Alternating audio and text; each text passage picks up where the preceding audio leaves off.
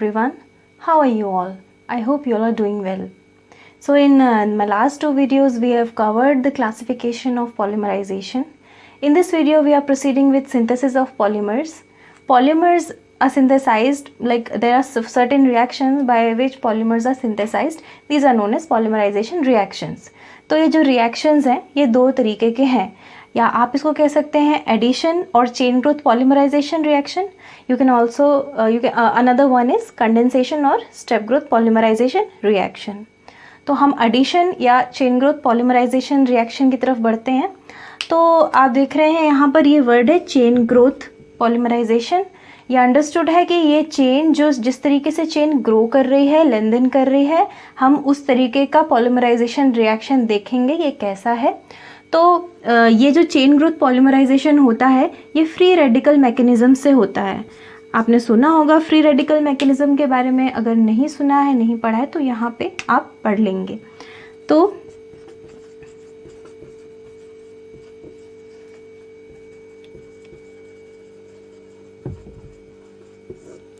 Free radical mechanism. Free radical mechanism में 4 steps होते हैं. The first step is, of course जब free radical का नाम ही है तो सबसे पहले हमें फ्री रेडिकल जनरेट करना पड़ेगा. तो the first step is generation of free radical.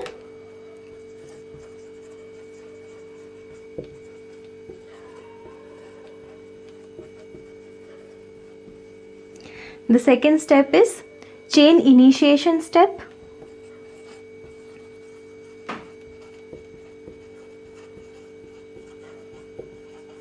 Third is chain propagation,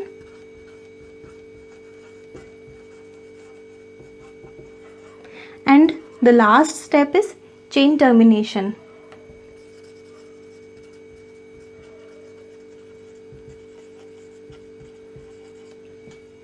तो यहाँ इन 4 स्टेप्स के थ्रू फ्री रेडिकल मैकेनिज्म होता है. फ्री रेडिकल रिएक्शन से जो सिंथेसिस होता है पॉलीमर का वो इन 4 मैकेनिज्म्स के थ्रू होता है. हम डिटेल में देखेंगे आखिर ये रिएक्शन कैसे प्रोसीड करता है. तो हम यहाँ के सबसे पहले स्टेप को देखते हैं जो कि है free radical generation. So by the name only suggest that in this step free radical will be generated. अब फ्री रेडिकल जनरेट करने के लिए आपको चाहिए एक initiator. We need an initiator. Example for this initiator you can take 2-3 examples. It is benzoyl peroxide,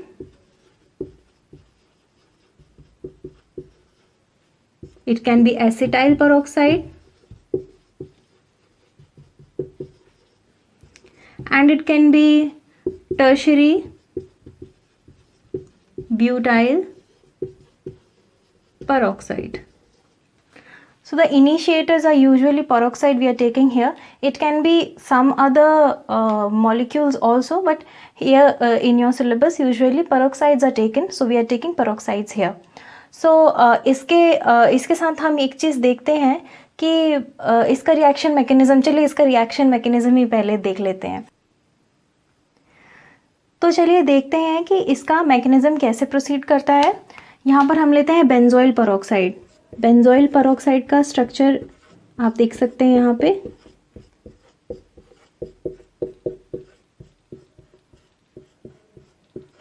ये है benzoyl peroxide. अब आप देख सकते हैं हम यहाँ पर पेरोक्साइड इसको क्यों कह रहे हैं, क्योंकि ये है पेरोक्साइड लिंकेज. 2 ऑक्सीजन के बीच में सिंगल बॉन्ड है, ये एक पेरोक्साइड लिंकेज है. यहाँ पर फ्री रेडिकल जनरेट तब होगा जब ये वाला जो बॉन्ड है इसमें होमोलाइटिक फिजन होगा. होमोलाइटिक फिजन होने के बाद ही यहाँ पर ये दोनों जो ऑक्सीजन है ये मैंने फिश हुक वाले जो एरोज बनाए उससे आप देख सकते हैं कि इसमें फ्री रेडिकल आ जाएगा. अच्छा, तो मैं आपको बेसिक्स बता देती हूँ थोड़ा. यहाँ पर आपके पास एक सिंगल बॉन्ड है और आपके पास दोनों साइड ऑक्सीजन एटम है. So you are having the same atom here in that are connected with a sigma bond. And now these two same molecules or atoms are obviously having same electronegativity. So when homolytic fission takes place, due to the same electronegativity, they'll attract one electron each, because a single bond is made up of 2 electrons.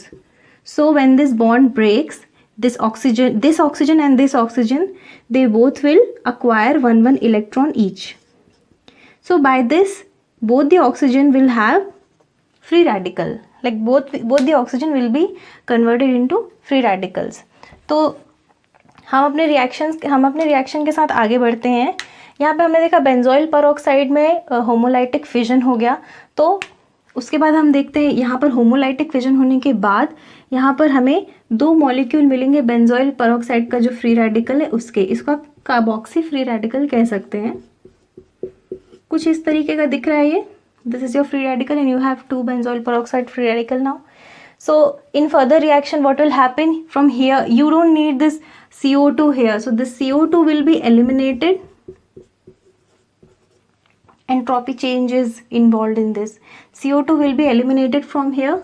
Now you get 2 free radicals of phenyl free radicals. Now let's see what is chain initiation step.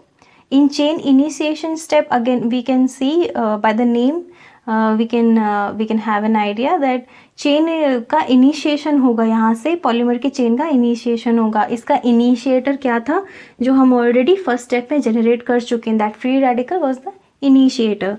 What was it? It was phenyl free radical, isn't it? तो हम यहाँ पर focused है polythene का synthesis करने के लिए. So we are taking ethene polymer. When this ethene polymer reacts with phenyl free radical, what's gonna happen? Again here homolytic fission will happen. When homolytic fission happens, but this in this double bond, one bond will be broken and the electrons will be, this single bond electrons will be taken up by each electron will be taken up by these 2 carbon. So they are taking up one electron. What is the result of that?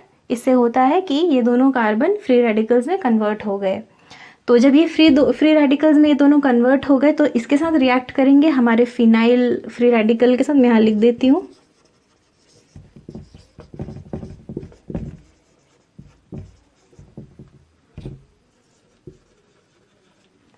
तो ये जो phenyl radical के साथ जब ये react कर रहे हैं तो हमारे पास एक लार्जर फ्री रेडिकल बनेगा.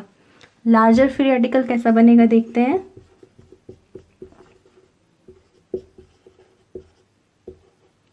यहाँ पे इस लार्जर फ्री रेडिकल में आप देख सकते हैं कि ये वाला जो कार्बन, अगर आपको डाउट हो ऐसा कि इसका फ्री रेडिकल कहाँ गया, तो ये वाले जो कार्बन के ऊपर फ्री रेडिकल आया था, this free radical will be involve in making a single bond with phenyl free radical. So this single bond came here. इसीलिए यहाँ पर ये सिंगल बॉन्ड आया है. और जो टर्माइनल कार्बन था इथीन का जो कि इससे दूर है, it is having its own free radicals. It's still having its own free radical. So this you can say what it is a larger free radical. This finishes chain initiation step. Now this larger free radical will be involved in propagating that chain. So the next step will be chain propagation step.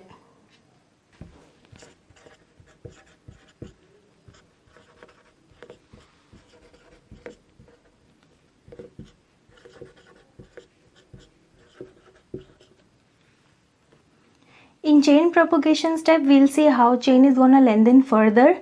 This is the free radical that we generated in last step. It was a larger free radical. We were naming it something like larger free radical. This larger free radical is gonna attack another ethene molecule. This is ethene. It is gonna attack another ethene molecule, and we already know what's gonna happen with this. Here again homolytic fission will take place. And again free radical will be generated. They will be taken up each by both these carbon atoms. जब ये free radical इनने ले लिए, फिर हमें पता है अगले इसके बाद क्या होने वाला है. सिंपल रिएक्शन होगा. जब ये लार्जर फ्री रेडिकल इथीन से रिएक्ट कर रहा है तो हमारे पास कुछ इस तरह से दिखने वाला एक और फ्री रेडिकल होगा. This is also free radical. तो जब ये फ्री रेडिकल भी इस तरीके से कई स्टेप्स होंगे और ये फ्री रेडिकल भी जब अगली बार n number of ethene molecule से रिएक्ट कर लेगा, n number of ethene molecule से इसने रिएक्ट कर लिया, then what will happen. here it has a free radical, this is a larger free radical, it will react with n number of ethene molecules. Now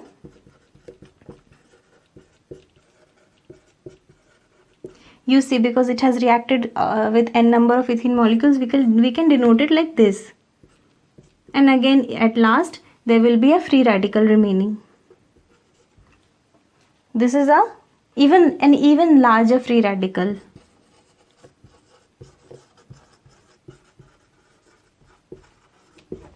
So if you go back to the classification, we studied that the structure of ethene also there. In that structure आपको याद होगा कि वहाँ पर ये phenyl molecule नहीं था. There was in polyethene only ethene molecules were there, phenyl was not there. तो क्या होगा, हमें इस फिनाइल को टर्मिनेट करना पड़ेगा, सॉरी हाँ, इस फिनाइल को एलिमिनेट करना पड़ेगा. एलिमिनेशन कैसे होगा? चेन टर्मिनेशन के थ्रू. तो ये अगला जो स्टेप है हमारा चेन टर्मिनेशन स्टेप, इसके बाद हम उसे देखेंगे. Let's see how chain termination step proceeds. Chain termination step में हमारे पास जो last time free radical generate हुआ, उसको हम इसमें भी कुछ रिएक्शंस होंगे जिसकी वजह से ये चेन बनना आगे बंद हो जाएगी. It will be the finishing point. तो चेन टर्मिनेशन कैसे कराया जा सकता है? इसके बहुत सारे तरीके हैं. One method is introducing N impurity. Another method is if you couple two free radicals together, and also if you limit the supply of the monomer, if you limit the supply of ethene in this case, then also chain will be terminated. हम देखते हैं यहाँ पर कि coupling of free radical कैसे हुई. तो ये हमारा जो लास्ट हमारा लार्जर फ्री रेडिकल बना था, इसके हमने 2 मॉलिक्यूल्स लिए हुए हैं यहाँ पर. जब हमने 2 मॉलिक्यूल्स लिए तो इनके बीच ऐसा रिएक्शन होगा कि जो इसका जो दूसरा पॉलीमर, ये तो एक है, ये सॉरी इसका जो सेम एक और जो मॉलिक्यूल है हमारे पास, मैं आपको ऐसे दिखा देती हूँ, आप अगर आपको बेटर समझ में आएगा इससे.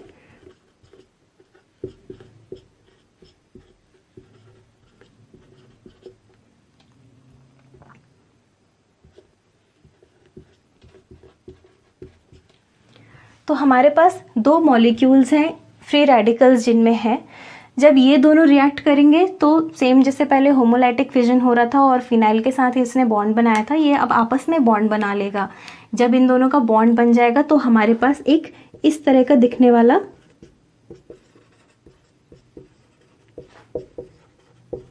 इस स्ट्रक्चर का एक चेन आ जाएगा.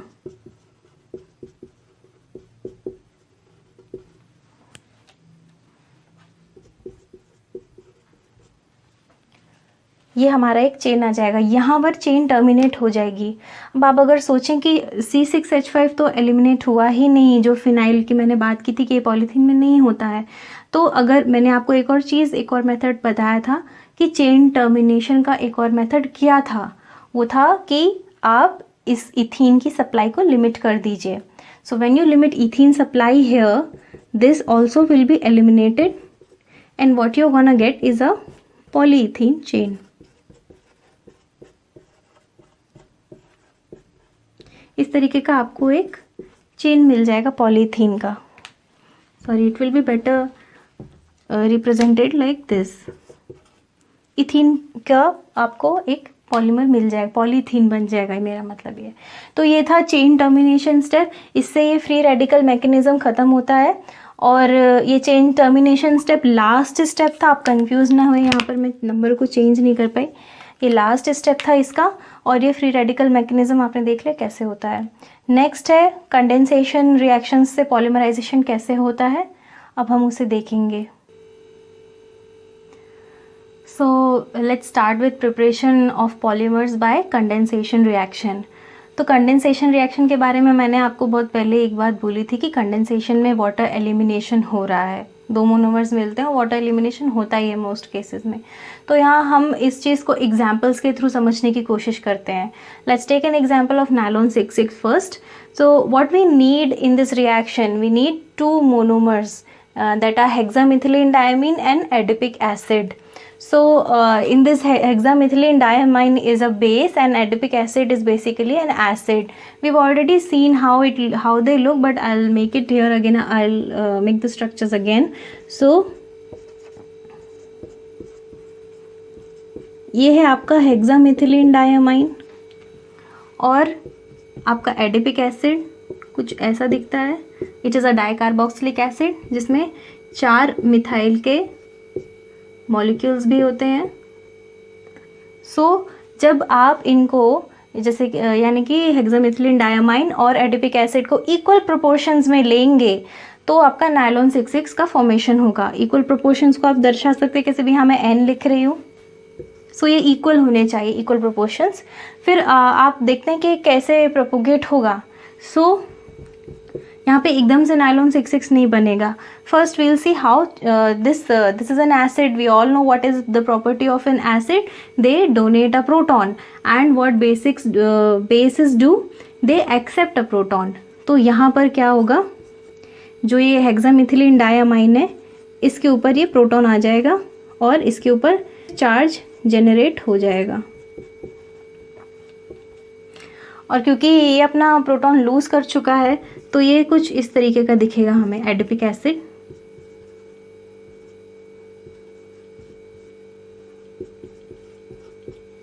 But this is not nylon 6,6 yet. Nylon 6,6 ये नहीं है, ये उसका सॉल्ट है। ये this is a nylon salt. Nylon 6,6 बनने के लिए आपको पता है वाटर का एलिमिनेशन होगा। ये मैं सिर्फ आपको एक दिखा रही हूँ कि ताकि आपको मैकेनिज्म समझ में आए। This is nylon salt. अब इसके पास जो भी मैं आपको फिर से बता देती हूँ।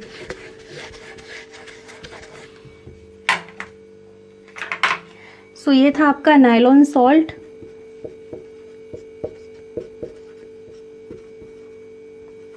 CH2 हेक्सामिथिलीन में 6 बार, और ये था आपका नायलॉन सॉल्ट।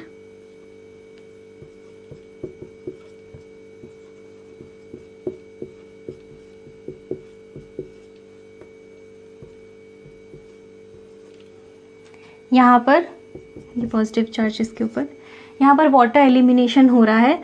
तो आप देखिए ये वाटर कैसे निकल रहा है। 2 हाइड्रोजन या 2 प्रोटॉन लिए उसने बेस से, यानी कि हेक्सामिथिलीन डायमाइन से, और इसका ये वाला ऑक्सीजन ले लिया और इसको हमने एलिमिनेट कर दिया। अब आप देखिए रिएक्शन कैसे है। इसमें से आप वाटर मॉलिक्यूल को एलिमिनेट कर दीजिए। तो ये वाला रिएक्शन यहाँ और यहाँ भी हो रहा है।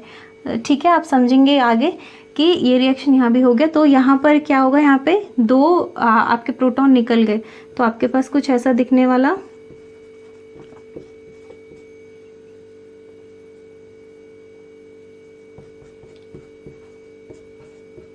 ये आपके पास एक चेन आ गई। अब यहाँ पर ये नायलॉन 6,6 है। This is nylon 6,6। This n number से आप समझते हैं कि ये चेन है लंबी सी। अब आप मुझसे पूछेंगे कि नायलॉन ये इसमें 6,6 क्यों बोल रहे हैं।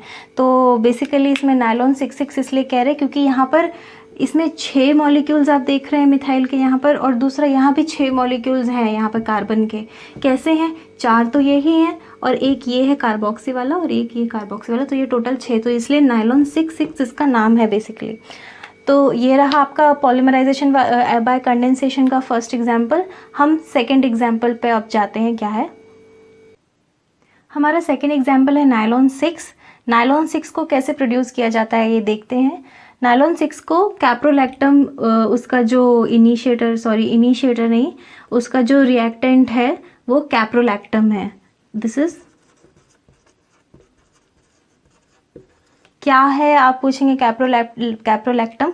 ये एक मॉलिक्यूल है, एक रिंग्ड स्ट्रक्चर है। आप देख रहे हैं एक रिंग जैसा है। इसमें 5 मिथाइल मॉलिक्यूल्स आप देख सकते हैं, 5 कार्बन भी बोल सकते हैं आप उसको। एक ये कार्बोक्सी कार्बन लगा हुआ है और एक नाइट्रोजन। जब आप कैप्रोलैक्टम को हीट करते हैं वाटर के प्रेजेंस में, इट गिव्स नायलॉन 6। तो देखते हैं नायलॉन 6 कैसे बनता है। यहाँ पर जब आप वाटर के प्रेजेंस में इसको हीट करते हैं तो ये वाला जो बॉन्ड है आपका नाइट्रोजन और नाइट्रोजन नहीं, अमाइन ग्रुप और कार्बोक्सी ग्रुप के बीच में जो बॉन्ड है ये टूट जाएगा। इस बॉन्ड के ब्रेक होने की वजह से हमारे पास कुछ ऐसा दिखने वाला एक मॉलिक्यूल आता है।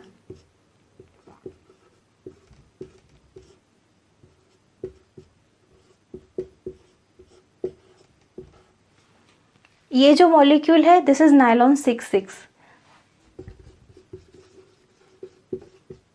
अब आप कह सकते हैं कि nylon nylon 6, not nylon 6,6।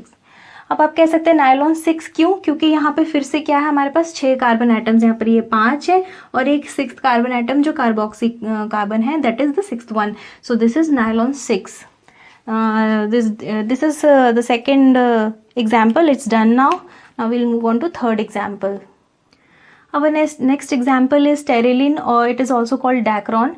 It's a polyester, and you might have heard that polyesters are used in making synthetic clothing. तो पॉलीएस्टर से आप देख रहे हो उसमें एस्टर है। अब ये एस्टर कैसे बनाया जा सकता है? एस्टरिफिकेशन रिएक्शन से। एस्टरिफिकेशन रिएक्शन होता है जब अल्कोहल और एसिड आपस में रिएक्ट करते हैं तो वो एस्टर बनाते हैं। यहाँ हम देखते हैं कि हमें पॉलीएस्टर जो कि टेरिलीन है उसको बनाने के लिए कौन से मोनोमर्स चाहिए, यानी कौन से रिएक्टेंट्स चाहिए।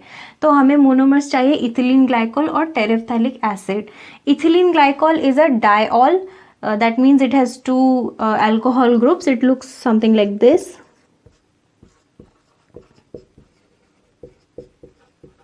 So it's a diol, and terephthalic acid is as the name suggests, it's an acid.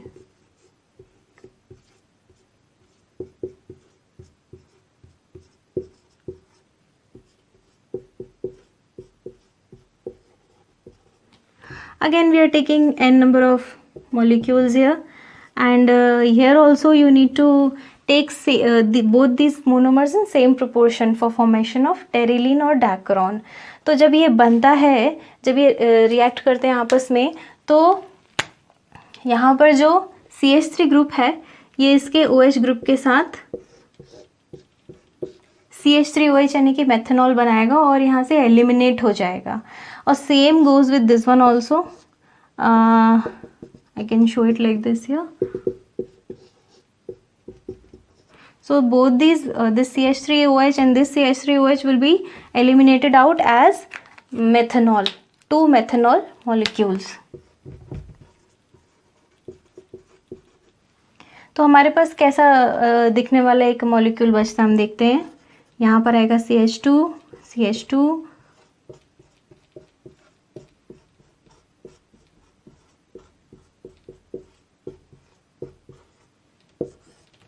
this is terylene which is also known as Dacron. तो ये हमारा थर्ड एग्जाम्पल यहाँ पे ख़त्म होता है। चलते हैं हमारे फोर्थ एंड फाइनल एग्जाम्पल की तरफ, जो कि है फिनॉल फॉर्मेल्डिहाइड पॉलीमर। हमने फिनॉल फॉर्मेल्डिहाइड पॉलीमर का एक एग्जाम्पल पढ़ा था क्लासिफिकेशन के टाइम, जिसका नाम था बेकलाइट। बेकलाइट, जो बेकलाइट है उसे बनाने के लिए हमारे पास नीडेड है मोनोमर्स। जो मोनोमर्स जो नीडेड है वो क्या है? फिनॉल और फॉर्मेल्डिहाइड के मोनोमर्स हमें यहाँ चाहिए। अच्छा, इस सब के स्टार्ट होने से पहले आपको एक चीज़ क्लियर होनी चाहिए कि आप ये देख रहे हैं एक फिनॉल मॉलिक्यूल है ये। तो जब भी एक बेंजीन रिंग में कोई सब्स्टिट्यूशन होता है उसके रिस्पेक्ट में ऑर्थो, पैरा और मेटा पोजीशंस होते हैं एक बेंजीन रिंग में। यहाँ पर आप देखें ये फिनॉल का जो मॉलिक्यूल है इसमें जो OH ग्रुप है यहाँ पर सब्स्टिट्यूटेड, इसके रिस्पेक्ट में with respect to OH group in this benzene ring, this position, this if you call it, if I number it like this 1 2 3 4 5 and 6, so here second position and sixth position is called ortho position. They are just neighboring to they are the neighboring positions with the substituent. अब उसके बाद जो इसकी fourth position है इसके opposite, यहाँ पर इसे पैरा पोजीशन कहा जाता है। इसे P से आप डिनोट कर सकते हैं, ये पैरा पोजीशन है। और जो कि एक ही है यहाँ पर सब्स्टिट्यूएंट के रिस्पेक्ट में एक ही पैरा पोजीशन है। और यहाँ पर थर्ड और फिफ्थ पोजीशन जो है इस बेंजीन रिंग में वो कहलाती मेटा पोजीशन। अब जो मैक्सिमम रिएक्शंस होते हैं उनमें जो प्रोडक्ट बनता है वो ऑर्थो पैरा पोजीशन पर सब्स्टिट्यूट होकर ही बनता है। Why meta position is not that much preferred? Because they are unstable. The compounds that are like the substituents that make products by substituting on meta position, they form a you can say unstable products. So unstable होने से क्या होता है, वो वापस अपने reactants में convert हो सकते हैं। तो ये रहा थोड़ा सा बेसिक्स। अब देखते हैं कि जो हमारा बेकलाइट पॉलीमर बन रहा है वो कैसे बन रहा है। आइए देखते हैं कि फिनॉल फॉर्मेल्डिहाइड पॉलीमर जो कि बेकलाइट है उसका फॉर्मेशन कैसे प्रोसीड हो रहा है अब बेसिक्स के बाद। तो यहाँ पर हमारे पास ये फिनॉल मॉलिक्यूल है। फिनॉल को जब हमने रिएक्ट कराया फॉर्मेल्डिहाइड के साथ, जो हमारा दूसरा मोनोमर है, फॉर्मेल्डिहाइड के साथ रिएक्ट कराया किसके प्रेजेंस में, बेस या एसिड के प्रेजेंस में, जो कि कैटलिस्ट की तरह काम कर रहे हैं यहाँ पर। इसमें जो प्रोडक्ट बन रहा है वो लार्जली डिपेंड हो रहा है प्रोपोर्शन पे कि आपने फिनॉल कितना लिया और आपने जो फॉर्मेल्डिहाइड है वो कितना लिया। तो सपोज आपने फिनॉल लिया 1, अगर आपने फिनॉल और फॉर्मेल्डिहाइड दोनों 1:1 के रेशियो में लिया, मतलब ये भी 1 लिया ये भी 1 लिया, तो आपके पास ऑर्थो और पैरा पोजीशन पे अटैच होने वाला प्रोडक्ट मिलेगा आपको, 1:1 प्रोडक्ट। अब आप यहाँ देख रहे हैं ये OH के रिस्पेक्ट में ऑर्थो और OH के रिस्पेक्ट में पैरा पोजीशन पे ये जा रहा है। अच्छा, अगर आपको ये क्वेश्चन हो कि ये ऑर्थो पैरा में ही क्यों जा रहा, मेटा में क्यों नहीं जा रहा, एक तो वो रीज़न है कि वो अनस्टेबल है, बट दूसरा एक मेजर रीज़न ये भी है कि जो OH ग्रुप है वो ऑर्थो पैरा डायरेक्टिंग ग्रुप होता है, वो मेटा डायरेक्ट नहीं करता है सब्स्टिट्यूएंट ग्रुप को। तो यहाँ पर जब 1:1 के रेशियो में आपने लिया तो इसी जो आपके पास प्रोडक्ट आए वो ऑर्थो पोजीशन पे और पैरा पोजीशन पे एक एक अलग अलग था, मतलब एक ही बेंजीन रिंग में आपको 2 जगह सब्स्टिट्यूशन नहीं मिला फॉर्मेल्डिहाइड का। अब हम आते हैं 1:2 के रेशियो में। जब आपने सेम रिएक्शन कैरी आउट किया वहाँ पर आपने क्या लिया, फॉर्मेल्डिहाइड को 2 लिया और फिनॉल को 1, तो आपके पास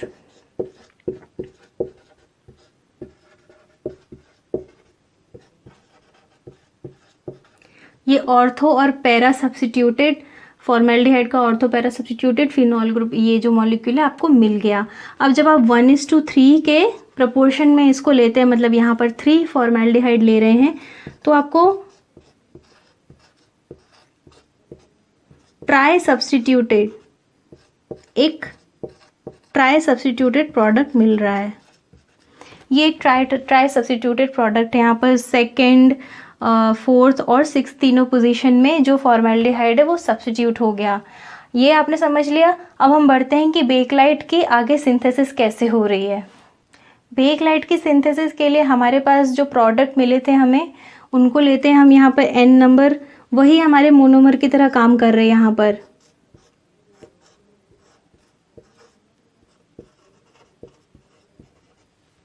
ये जो हमारे मोनोमर्स थे इनको हमने लिया। ये जब पॉलीमराइजेशन करते हैं एक दूसरे के साथ, यहाँ पे फॉर्मेल्डिहाइड प्रेजेंट है, यहाँ पर फॉर्मेल्डिहाइड अभी भी है, तो ये जब एक दूसरे के साथ रिएक्ट करते हैं तो कुछ ऐसा दिखने वाला एक चेन बनाते हैं।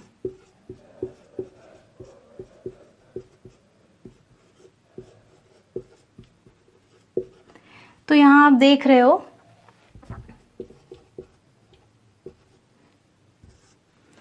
ये यहाँ पर ये प्रोपोगेटेड है इस तरफ। तो ये वाला जो आपका जो मोनोमर था, तो इसने क्या किया, इसने एक दूसरे के साथ पॉलीमराइजेशन कर लिया। यहाँ पर भी एलिमिनेशन हुआ है वाटर मॉलिक्यूल का, तो इसी वजह से यहाँ पर OH एलिमिनेट हुआ।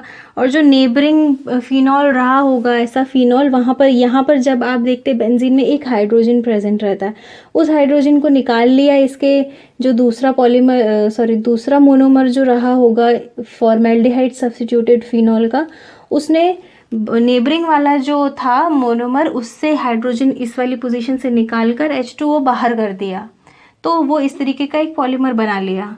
इसको हम कहते हैं नोवोलैक। ये नोवोलैक जो है, मैं यहाँ नाम लिख देती हूँ, जो ये नोवोलैक है ये पेंट्स में यूज़ होता है, पेंट्स वगैरह में इसको पेंट्स बनाने में यूज़ करते हैं। जब ये नोवोलैक को ही आप हीट कर देंगे फॉर्मेल्डिहाइड के प्रेजेंस में, थोड़ा हमने क्या किया, इसको नोवोलैक को हमने हीट कर दिया। देखते हैं कैसा होगा ये रिएक्शन।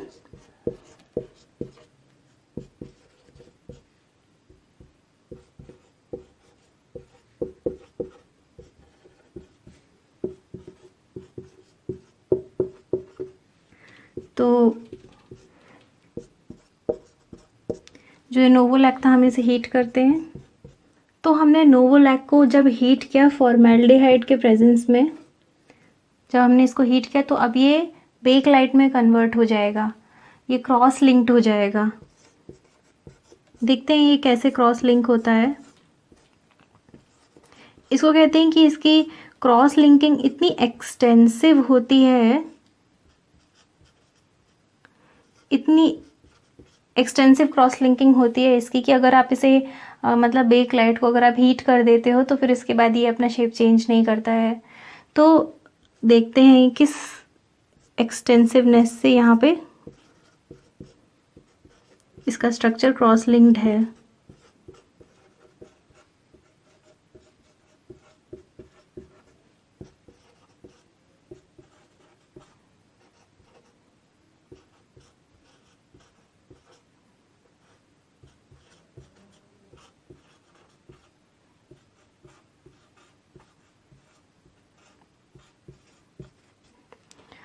ये आपका बेकलाइट स्ट्रक्चर है। बेकलाइट स्ट्रक्चर में आप देख सकते हैं कितना क्रॉस लिंक्ड स्ट्रक्चर है, इसलिए इनडिफ्यूजिबल हो जाता है हीट करने के बाद। तो ये हमारा फाइनली फिनॉल जो कंडेंसेशन पॉलीमराइजेशन के एग्जांपल्स हैं यहाँ ख़त्म होते हैं। तो thanks for watching this video. I hope you like it. If you like it, please drop a like and see you in the next video.